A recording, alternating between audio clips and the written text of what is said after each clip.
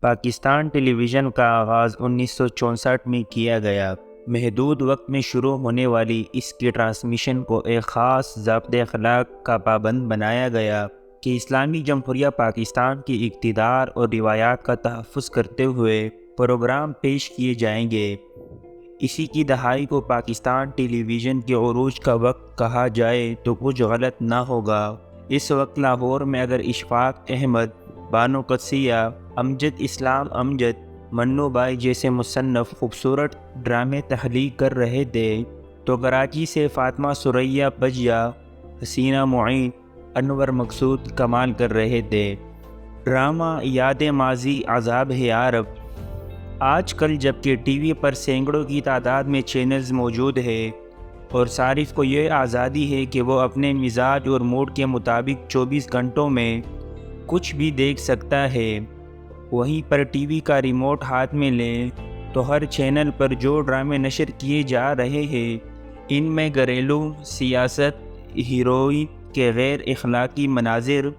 کمزور کہانیاں، بستر سے اٹھنے والی ہیروئن کا بھی میک اپ زدہ چہرہ اور بہت کچھ ایسا ہے جو کہ ماضی کے حسین اور بہترین ڈراموں کی یاد دلاتے ہیں، جن کو دیکھنے کے لیے لوگ اپنی شادیوں کے پروگرام دیر سے شروع کرتے تھے، جو سڑکیں سنسان کر دیتے تھے، جس میں ہونے والے واقعات لوگوں کو اشکبار کر دیتے تھے۔ ڈرامہ وارث امجد اسلام امجد کا تحریر کردہ ڈرامہ وارث، جس کی مقبولیت صرف پاکستان تک ہی محدود نہ رہی بلکہ اس نے کامیابی کے جھنڈے سرحد پار تک گاڑ دیے۔ ڈرامہ وارث کی کہانی زمینداری کلچر پر سے پردہ اٹھا رہی تھی، جس کے بارے میں گاؤں کے غریب لوگ منہ کھولنے سے بھی قبل سینکڑوں بار سوچتے تھے، مگر ان کے جذبات کو اس ڈرامے نے آواز دے دی تھی۔ اس ڈرامے کا مرکزی کردار کوئی ہیرو نہیں تھا بلکہ محبوب عالم نامی ایک نوجوان اداکار نے چودھری حشمت کا یہ کردار اس خوبی سے ادا کیا تھا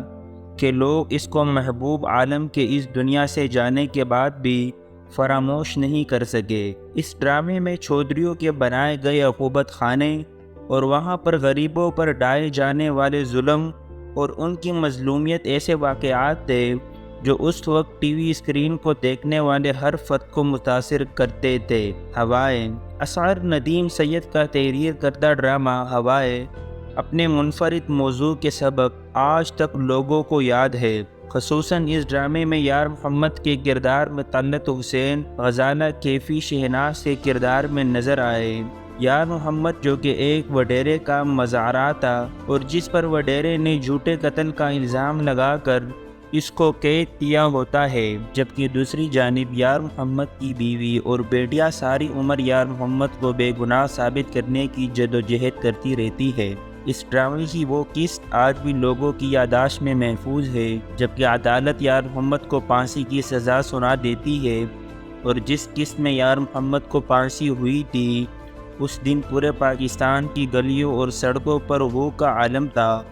اور پورا ملک اس طرح خاموش تھا جیسے کہ ان کے اپنے گھر میں میت ہوئی ہے۔ تنہائیاں حسینہ معین کی تحریر، شہزاد خلیل کی ہدایت کاری، شہناز شیخ، مرینا خان، آصف رضا میر اور بہروز سبزواری کی اداکاری نے اس ڈرامے کو سب کا ہی فیورٹ بنا دیا تھا۔ حسینہ معین کے ڈراموں کی سب سے اہم خصوصیت اپنے ڈرامے میں خواتین کو مضبوط دکھانا تھا۔ اس ڈرامے کی کہانی بھی ایسی ہی ایک لڑکی زارا شہناز شیخ کے گرد گھومتی تھی جس کے والدین کا ایک ایکسیڈنٹ میں انتقال ہو جاتا ہے اور ان کے مرنے کے بعد اس کو پتہ چلتا ہے کہ انتہائی پیار سے بنوایا گیا ان کا گھر ان کے والد نے گروی رکھا ہوا تھا اور زارا کو اپنی بہن کے ساتھ اس گھر کو والدین کے مرنے کے بعد فوری خالی کرنا پڑے گا اور اس کے بعد زارا کی ایک ماں باپ کی لاڈلی بیٹی سے کامیاب بزنس لیڈی بننے کی جدوجہد کا آغاز ہوتا ہے۔ ڈرامے میں سنیعہ اور قطب الدین کباچا کے کردار نے بھی مذاق کی وہ چاشنی بھی دی جو کہ اس ڈرامے کی بوجھل پن کو کم کرتی تھی۔ اس ڈرامے کی کامیابی کی سب سے بڑی دلیل یہ تھی کہ یہ ڈرامہ ویکینڈ پر پیش کیا جاتا تھا۔ اس دن عام طور پر لوگوں کی شادی بیاہ کی تقریبات کا آغاز ہی ڈرامے کے ختم ہونے کے بعد ہوتا تھا۔ یہاں تک کہ شادی ہال میں اس وقت تک سناٹا رہتا تھا جب تک یہ ڈرامہ اسکرین پر چلتا رہتا تھا۔ ڈراموں کی اس کامیابی کی سب سے بڑی وجہ یہ تھی کہ اس وقت ڈرامہ ری ٹیلی کاسٹ نہیں ہوتا تھا، بلکہ مقررہ وقت پر ایک ہی بار پیش کیا جاتا تھا اور اس کو دوبارہ دیکھنے کا کوئی طریقہ نہ ہوتا تھا۔ اس وجہ سے لوگ سارے کام چھوڑ کر ٹی وی اسکرین کے آگے بیٹھ جاتے تھے۔ دوسری سب سے بڑی وجہ ان ڈراموں کی کہانیوں کے موضوعات کی انفرادیت اور ان کا اسٹرانگ ہونا تھا، جس کی وجہ سے ہر کوئی ان میں دلچسپی رکھتا تھا، جبکہ آج کل کے ڈراموں میں یہ خصوصیت موجود نہیں ہے۔